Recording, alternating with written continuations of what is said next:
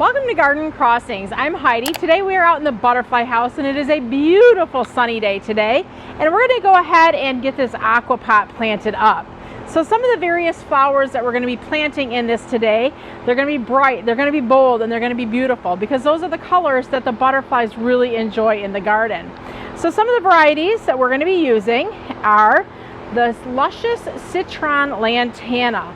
Lantana are an excellent selection for a butterfly or hummingbird plant. They have kind of a nice fragrance to them, and that bright yellow color can't be beat. Also, we're going to be using the Rockin' Deep Purple Salvia.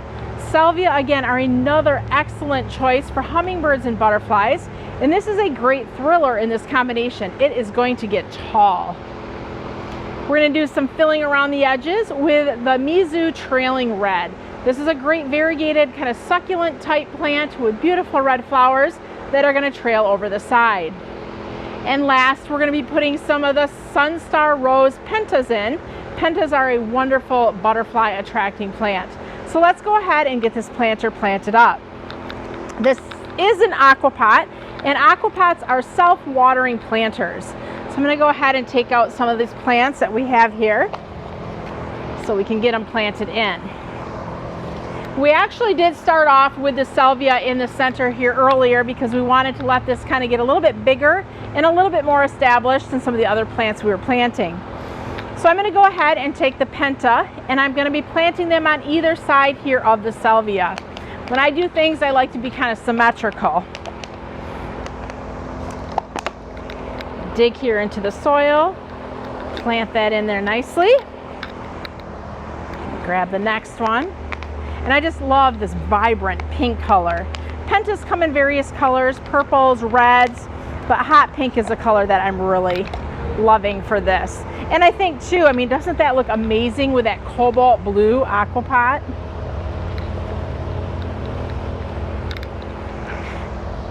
Next, we're going to go ahead and put the lantana in. And again, the yellow and the blue look so pretty together. And of course, this is such a very striking combination. So we'll go ahead and plant these, again, opposite from one another.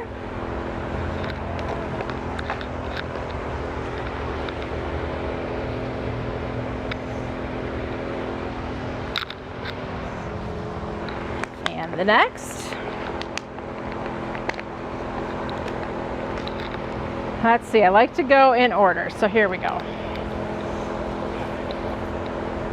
So the pentas, the salvia, and the lantana, they're going to all be more upward facing in the combination. So it's, personally, I like to always have something that will kind of trail over the edge as well. Typically we use petunias a lot for a trailer, but in this combination we wanted to kind of shake it up a little bit. So that's where we're using this Mizu, which is a beautiful succulent with the red flowers. Now, as I mentioned, this is an aqua pot. This is a self-watering planter. So we're going to kind of do this as a trial to see how these plants do in this combination. Because two of the plants that I mentioned, the Mizu and also the lantana, are very more drought tolerant type plants. They don't like to be wet.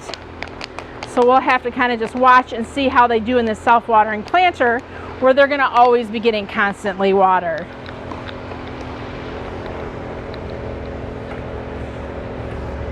Kind of let that trail over. So the red flowers of the Mizu are going to really complement this pentas nice. It's kind of a red with a little bit of a magenta hue to it. All right, so next what I'm going to do is we have biologicals that we are using here in the butterfly house. So basically what biologicals are good bugs that are going after bad bugs. We're in a very hot, humid environment here. So typically in the butterfly house, things that we're really trying to combat are spider mite and thrip primarily. So the little sachets I'm going to put into here, they have the good bugs that go after those spider mite and thrip. So let me grab those a minute. So there's two different little sachets, and we're going to actually just put extra in here because I just want to make for sure that this planter does not get attacked. So there's a blue and a red, and the different color sachets kind of signify the different bugs that are in these little biological packets. So this is something that we started at Garden Crossings about, I think this is our third year doing it.